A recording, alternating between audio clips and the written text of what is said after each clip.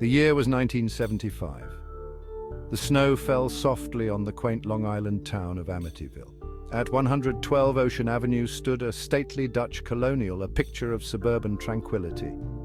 It was here that the Lutz family, George, Kathy, and their 3 children, sought a fresh start. The house was a steal, a dream home at an unbelievable price. Little did they know, a nightmare waited behind the welcoming facade. The Lutz family, filled with the optimism of new beginnings, moved into 112 Ocean Avenue. The house, with its sprawling rooms and charming gambrel roof, promised a bright future. They unpacked boxes, the children's laughter echoing in the spacious halls, unaware of the darkness lurking beneath the surface. They were a family filled with hope, blissfully unaware of the horrors that awaited them. The house on Ocean Avenue, a symbol of their dreams, was about to become a prison of fear. The idyllic facade began to crack. Strange occurrences plagued the Lutz family, subtle at first, almost dismissible. Doors slammed shut on their own, the sound echoing through the silent house. Whispers seemed to emanate from the walls, disembodied voices speaking in hushed tones. A chill permeated the air, an unnatural coldness that even the fireplace couldn't banish. I found myself waking in the night, a cold sweat clinging to my skin. The scent of perfume, heavy and unfamiliar, lingered in the air. My eyes darted around the darkened room, searching for the source of the unsettling fragrance. George, too, seemed changed. He became withdrawn, his easy smile replaced by a brooding frown. He was plagued by nightmares, vivid and terrifying, of violence and death. The house, once a sanctuary, was transforming into a breeding ground for their deepest fears.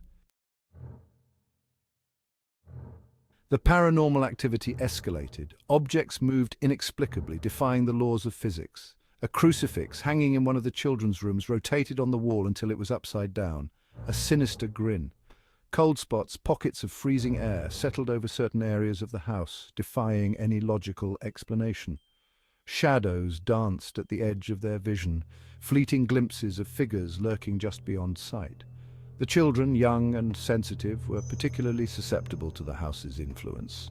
Their once peaceful demeanor shifted, replaced by fits of terror and unexplained crying. The youngest, Missy, spoke of an imaginary friend, Jody, a demonic entity that seemed to hold a strange power over the little girl. The house on Ocean Avenue was no longer a home. It was a haunted labyrinth, slowly tightening its grip on their sanity.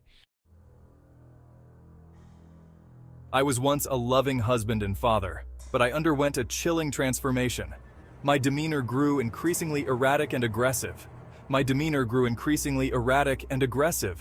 I would spend hours staring blankly at the fireplace, muttering to myself incoherently. An unnatural obsession with the house consumed me, driving a wedge between me and my terrified family. I became fixated on keeping the fire roaring at all times, even in the dead of summer, claiming the heat kept something at bay. My once warm eyes turned cold, distant. The man who had moved his family to Amityville was gone, replaced by an empty shell controlled by an unseen force. The house had chosen its puppet, and I, helpless against its insidious influence, was forced to dance to its macabre tune. Fear and desperation gripped the Lutz family. They reached out for help, contacting a local priest, Father Pecoraro, seeking solace and guidance. Father Pecoraro, sensing the palpable evil within the house, attempted to bless the home. But as he sprinkled holy water and recited prayers, an unseen force confronted him. He was physically attacked, his hand slashed, the words, "Get out," echoing through his mind. Terrified and wounded, Father Pecoraro heeded the warning, fleeing the house, his faith shaken to its core. He urged the Lutzes to leave immediately, but they felt trapped, their lives entangled with the malevolent entity that held sway over 112 Ocean Avenue. News of the terrifying events at 112 Ocean Avenue reached Ed and Lorraine Warren, renowned paranormal investigators. The Warrens, with their years of experience battling the unknown, recognized the gravity of the situation. They assembled a team, including photographers and psychics, and ventured into the heart of the haunting, determined to confront the evil that plagued the Lutz family. As soon as I stepped inside, I was instantly overwhelmed by the oppressive atmosphere. I saw visions of the house's dark past, of horrific murders and unspeakable rituals. The air crackled with negative energy, a palpable presence that sent chills down our spines. The Warrens knew they were dealing with something truly malevolent, an entity with a power that surpassed anything they had encountered before.